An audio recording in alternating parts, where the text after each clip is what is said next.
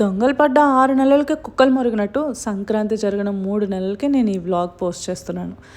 I know comparison మరీ వరస్ట్‌గా ఉందని. బట్ ఏం చేస్తాం, నేను చేసిన పని కూడా అలానే ఉంది. సంక్రాంతి అంటేనే గోదావరి జిల్లాలో మామూలుగా ఉండదు. అలాంటిది ఇంటికి కొత్త అల్లుడు వస్తున్నాడంటే మర్యాదలు ఒక మెట్టు ఎక్కువే ఉంటాయి కదా. పండక్కి నెల్లూరు వెళ్దామా, భీమవరం వెళ్దామా అని ఇంట్లో చిన్న డిస్కషన్ వచ్చింది. సంక్రాంతికి కొత్త అల్లుడిని తీసుకురాకపోతే మా వాళ్ళు తన్నుతారని చెప్పేసి భీమవరం తీసుకొచ్చాను. నిజం చెప్పాలంటే ఈ మధ్య పండుగ చేసుకునే విధానం చాలా మారిపోయింది.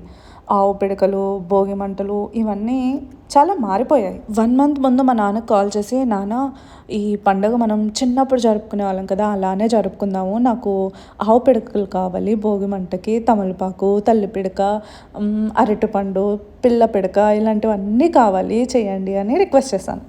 అక్కడే ఉండుంటే నేనే సొంతగా తయారు చేసేదాన్ని. కానీ చిన్నప్పుడు అయితే నాకు బాగా గుర్తు, మా వీధంతా ఎవరి భోగి మంట పెద్దగా ఉంటుందా అని చెప్పి పోటీ కూడా పెట్టుకునేవాళ్ళం. విష్ణు వాళ్ళు అయితే ఎప్పుడు భోగి మంట అంటే చెక్కలు, కర్రలు వాటితోనే వేసుకునేవారంట. అందుకే ఆయనతో కూడా భోగి పిడకలు పెట్టించాను. మా బుడ్డి చార్లీ గారికి కూడా ఇది ఫస్ట్ పొంగల్, అందుకే భోగి మంట మిస్ అవ్వకూడదని వాడిని కూడా మార్నింగే లేపేసి తీసుకొచ్చాను. ఇంకా పండుగ అంటే బాగా గుర్తొచ్చేది హరిదాస్కి బియ్యం వేయడానికి మార్నింగే నేను మా చెల్లి కొట్టుకునేవాళ్ళం, నేనేస్తానని చెప్పి. అండ్ ఎప్పుడు ముగ్గులు పెట్టాలనే ఇంట్రెస్ట్ లేని నాకు చిన్నప్పుడు నెలగంట ముగ్గులు వేయాలంటే మాత్రం చాలా ఇంట్రెస్ట్ వచ్చేది. సంక్రాంతిలో మాత్రమే ఈ నెలగంట ముగ్గులు పెడతారు. ఇవే కాకుండా పండగలో మెయిన్ ఇంకా చాలా ఉన్నాయి. అవే కోడి పందాలు. మార్నింగ్ అంతా కోడి పందాల్లో బాగా తిరిగి పందాలు వేసి సాయంత్రం అయ్యేసరికి అందరూ డ్యాన్స్ ప్రోగ్రామ్స్ దగ్గర కూర్చుంటారు. పిల్లలందరూ ఇలా పందాలు ప్రోగ్రామ్స్ అంటూ తిరుగుతుంటే ఇంట్లో పెద్దవాళ్ళు, అమ్మవాళ్ళు మాత్రం హ్యాపీగా వంటలు చేసుకుంటూ కూర్చుంటారు. పిండి వంటలని అవ్వని ఇవ్వని చాలా చేస్తారు. సో నేను ఇది ఫస్ట్ పొంగల్ కాబట్టి విష్ణుకి అండ్ దినేష్కి కూడా మా ఇంటి 2 అల్లుళ్ళకి ఒక మంచి సర్ప్రైజ్ ప్లాన్ చేసామన్నమాట. అదేంటో మీరు లాస్ట్లో చూడండి. దానికోసమే పిండి వంటలు వండాం. ఒక్క వంటకం కూడా బయట నుంచి రాకూడదు అనేది నా రూల్. సో దీనికోసం ప్రిపరేషన్స్ ఒక 10 days ముందు నుండి స్టార్ట్ అయ్యాయి. చెల్లి, అమ్మ వచ్చేసి భీమవరంలో పిండి వంటలు అవన్నీ రెడీ చేయడం అవి చేశారు. నేనేమో ఇక్కడ నాకు కుదిరినట్టు లైక్ డ్రై ఫ్రూట్ లడ్డు అని, పికల్, కాలీఫ్లవర్ పికల్, అలా నాకు కుదిరిన కొన్ని ఫుడ్ ఐటమ్స్ నేను తీసుకెళ్ళాను. ఇవన్నీ చేస్తుంటే విష్ణు అనేవారు, ఏంటి సడన్గా ఎందుకు ఇన్ని వంటలు చేస్తున్నావు అన్నారు. ఆయనకి అసలు ఏం తెలీదు ఎందుకు చేస్తున్నా ఏంటి అనేది. ఊరికే పిచ్చి వంటలన్నీ చేసుకుంటున్నా అనుకున్నారు. So this is the surprise. నా 9th క్లాస్లో అనుకుంటా మా కజిన్స్ అందరం ఒక 10 members ఒకటే ఆకేసుకొని భోజనాలు పెట్టుకొని తినేవాళ్ళం అనమాట. సో ఆ మెమరీని రీక్రియేట్ చేస్తూ మా వాళ్ళకి ఒక మంచి మెమరీ ఇవ్వాలి అని అనిపించింది. దానికోసమే 100 items అసలు బయట నుంచే కొనకుండా ప్రతిదీ మేమే తయారు చేయాలి అనేది నా target. But unfortunately only 65 items complete అయినాయి. ఇంకొక 15 items పెండింగ్లో ఉండిపోయాయి. అంటే ప్రాసెస్ చేస్తూ మధ్యలో ఆపేసాము. ఇప్పటికీ చాలా లేట్ అయింది, ఫుడ్ సర్వ్ చేసేద్దామని చెప్పి పెట్టేసామన్నమాట. ఇది జరిగింది కనుమ రోజు. మేము భోగి రోజు నుండి ఏదో ఒకటి వండుతూ ఉండేవాళ్ళము. వీళ్ళని కవర్ చేయలేక, మేనేజ్ చేయలేక చాలా ఇబ్బంది పడిపోయాము. So it's time to reveal our surprise to our most lovable అల్లుడోస్. మీరు కూడా చూసేయండి వాళ్ళ రియాక్షన్ ఎలా ఉందో.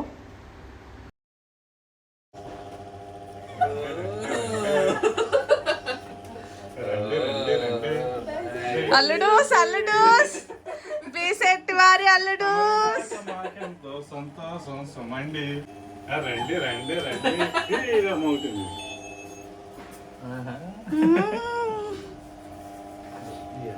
మొత్తం తినేయాల. చూసారు కదా వాళ్ళ రియాక్షన్. ఒకవైపు సర్ప్రైజ్ ఫీల్ అయ్యారు, ఇంకోవైపు బాబు ఇవన్నీ ఎలా తినాలరా బాబు అని, ఇంకోవైపు ఏదో యుద్ధానికి బయలుదేరినట్టు దేంతో ముందు మొదలు పెడదాం అని చెప్పి. సో ఒకసారి ఆకు మీరు కూడా చూసేయండి. స్వీట్స్, హాట్స్, పికిల్స్, రైసెస్ అన్నీ మిక్స్ చేసి పెట్టాము. ఇప్పుడు వీళ్ళు రెడీ అనమాట తినడానికి. అమ్మయ్య, ఏదైనా సర్ప్రైజ్ చేయాలనుకున్నప్పుడు అది దాచుకొని ఉండడం, వాళ్ళకి కవరింగ్లు చేయడం చాలా కష్టం అండి. ఈ రోజుతో ఆ బాధ తీరిపోయింది. మేము చాలా కష్టపడి చేసామని చెప్పి వీళ్ళు ఏది వదలకుండా తినాలని ప్రతిదీ టేస్ట్ చేశారు. కానీ కంప్లీట్ చేయడం కష్టమే లేండి, చాలా ఐటమ్స్ ఉన్నాయి కదా. ఇప్పుడు పంపకాలు జరుగుతాయి చూడండి.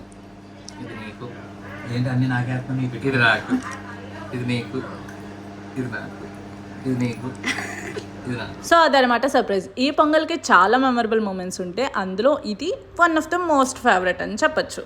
పండక్కి ఊరు వెళ్ళి, అది కూడా పల్లెటూరు వెళ్ళి పొలాల్లోకి వెళ్ళకపోతే ఎలాగా, ఊరికే అలా కొబ్బరి బొండాలు తాగుదాం కదా అని పొలాల్లోకి వెళ్తే దారిలో కనిపించిన పొలంలో వీళ్ళిద్దరు దిగిపోయారు. మా చిన్నప్పుడు ఇలా దసరా హాలిడేస్కి, పొంగల్ హాలిడేస్కి, సమ్మర్ హాలిడేస్కి కజిన్స్ అందరం కలిసినప్పుడు ఖచ్చితంగా పొలాల్లోకి అయితే వెళ్ళేవాళ్ళము.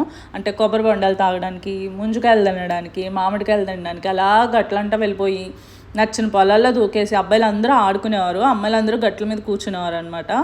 ఇంకా పట్టెల మీద నడవడం, ఇవన్నీ చాలా మంచి మెమరీస్ అన్నీ రీకలెక్ట్ చేసుకుంటూ, నేను విష్ణుకి ఇవన్నీ ఇక్కడ ఇలా ఉండేది, ఇక్కడ ఇలా ఉండేది, మేము ఇలా ఎంజాయ్ చేసాము, అది ఇదని అన్నీ షేర్ చేసుకుంటూ వచ్చాము.